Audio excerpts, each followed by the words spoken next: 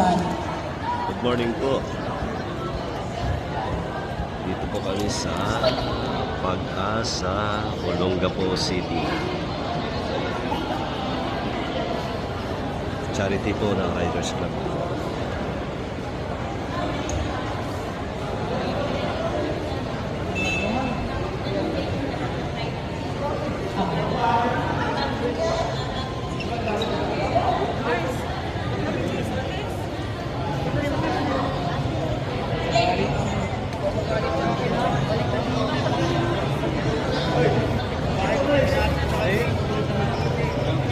Tinatawagan po ang lahat po ng KKRG member, national and local members. Tulingan na po para simulan na po natin ang donation para po sa ating beneficiaries. At tinatawagan po si Sweet Girl para po sa kanyang special number.